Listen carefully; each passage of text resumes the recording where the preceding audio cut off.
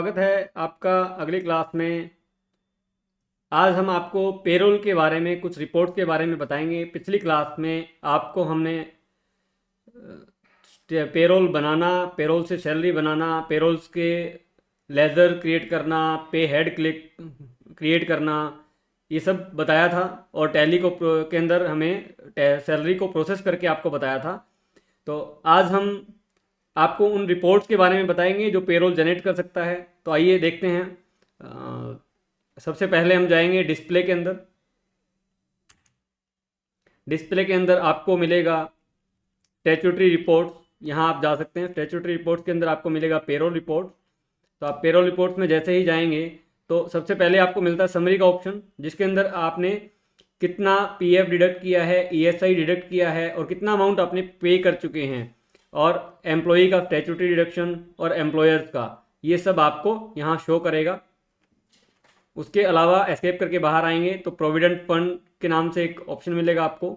इसमें आप जाएंगे तो प्रोविडेंट फंड में फॉर्म 5 जैसे ही एंटर करेंगे तो देखिए प्रीव्यू करेंगे तो आपको प्रीव्यू में लिस्ट भी मिलेगी। फॉर्म 10 मैंने एंटर किया, साथ में प्रीव्यू करके आपको दिखा रहा हूँ।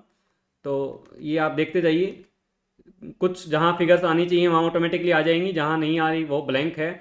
और अगर आपको पीएफ की नॉलेज है तो आप समझ सकते हैं कि आपको कौन सी फिगर कहाँ मिलने वाली है।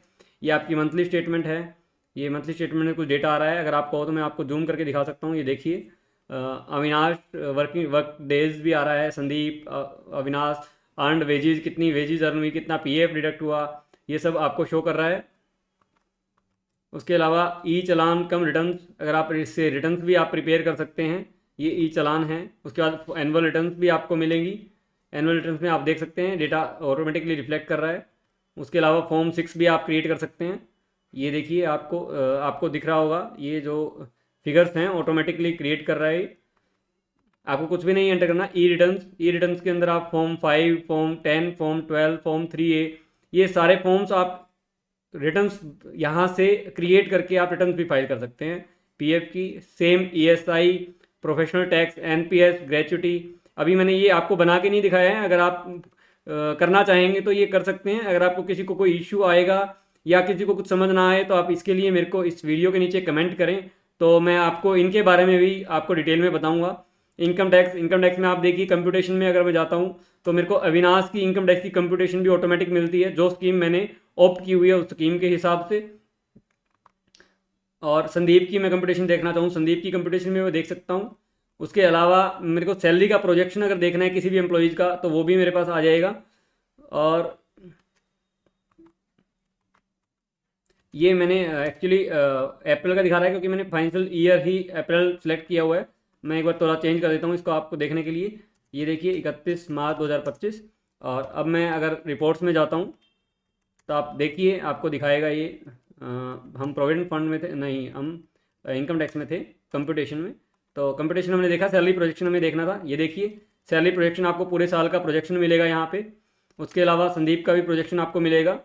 उसके अलावा चलान रिकनसाइल आपको करना है टीडीएस का, तो आप वो यहाँ से रिकनसाइल कर सकते हैं। फॉर्म E24Q, ये आपका टीडीएस का फॉर्म्स होता है जो टीडीएस की रिटर्न सैलरीड पर्सन के लिए आपको फाइल करनी होती है। फॉर्म 27A, ये 27 फॉर्म 27 भी आपको ऑटोमेटिकली बना के देगा ये। उसके अलावा फॉर्म 24Q, ये भी आपको बना के देगा, जो आपका रिटर्न्स के लिए यूज़ होता है। ये प्रिंट करने के लिए है। ई रिटर्न्स भी आती है, इसकी अनेक्स्चर भी आपको इसका बना के देगा ये। उसके अलावा अनेक्स्चर 2, फिर फॉर्म 16 भी आपको क्रिएट करके देगा ये। आपको कुछ नहीं करना, सिर्फ आपको पेरोल की सेटिंग्स करनी है, कॉन्फ़िगर करना है। उसके बाद ये सारी रिपोर्ट्स आपको ये ऑटोमेटिकली बना के देता है। Form 12BA। और मैं ITR 1 अगर देखूँ तो देखो अविनाश या संदीप सैलरीड पर्सन को ITR 1 भरनी होती है, वो भी ये क्रिएट करके देगा। आपको कुछ भी नहीं करना। सब जो स्कीम नई स्कीम में है, पुरानी स्कीम में है एम्प्लॉई आपका, उसके बारे में डिटेल्स में ये आपको ITR 1 भी बना के देगा।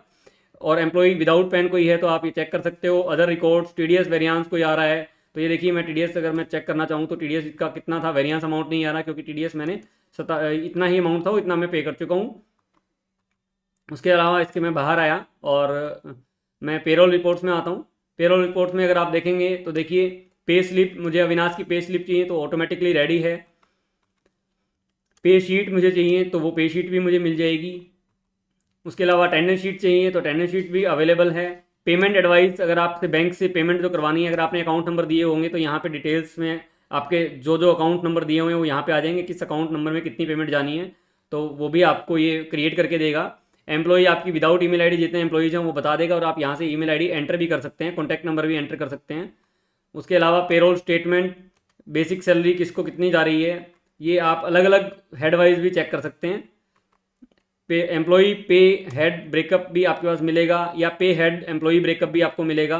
ये अलग अलग ब्रेकअप्स आपको प्रोवाइड कराएगा। स्टैट्यूटरी रिपोर्ट्स के अंदर आप हम पहले देख चुके हैं, जो पेरोल रिपोर्ट्स में था सेम है। पेरोल रजिस्टर के अंदर आपको कौन कौन सी एंट्री, कितनी एंट्रीज आप कर चुके हैं वो आपको दिखाएगा।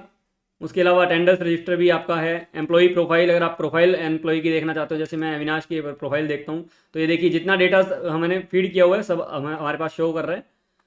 उसके अलावा employee head count, expect reports, passport expiry है या वीज़ा एक्सपायरी है, जो भी डेट्स आप डालना चाहो वो आप एंटर कर सकते हैं यहाँ पे, या चेक कर सकते हैं डेटा।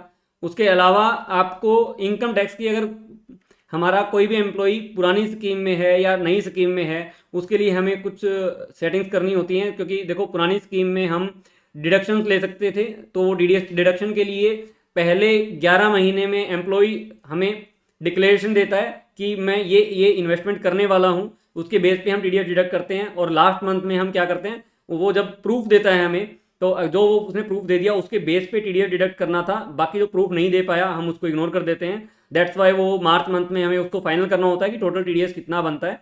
तो वो सारा प्रूफ और वो हम कहाँ डालते हैं, एल्टर में जाके, और यहाँ आपको पेरोल मास्टर मिलेगा। पेरोल मास्टर में आपको कुछ ही फिगर, कुछ आइटम्स आपको दिख रही हैं, कुछ नहीं दिख रही मास्टर, तो यहाँ ऊपर आए आप। ऊपर आने के बाद आपको शो मोर करना पड़ेगा। शो मोर करने के बाद आप देखिए आपको काफ़ी सारे ऑप्शंस और मिलेंगे। तो यहाँ आप इनकम टैक्स डिक्लेरेशन के अंदर डिक्लेरेशन डाल सकते हैं, प्रूफ डाल सकते हैं, ये सब आपको जो जो डालना है, किस कौन कौन सी सेविंग्स आपके एम्प्लॉई ने की हुई है, कौन कौन सी आप मान रहे हैं, इनकम टैक्स एग्जेम्प्ट है या अमाउंट, पेरोल इनकम टैक्स की कॉन्फ़िगरेशन, पेरोल में कौन कौन सी आइटम आपकी टैक्सेबल है, कौन सी आपकी टैक्सेबल आइटम नहीं है, और प्रीवियस एम्प्लॉयर से आपने कितना पैसा उसमें दिया है आपको, और कितना आप अमाउंट डिडक्ट कर चुके हैं, या प्रीवियस एग्जेम्पशन डिटेल भी दे सकते हैं। तो ये आपको सभी का जितने भी आइटम्स हैं पेरोल से रिलेटेड, वो आपको सभी यहाँ देखने को मिलेंगी। और उसके अलावा आपको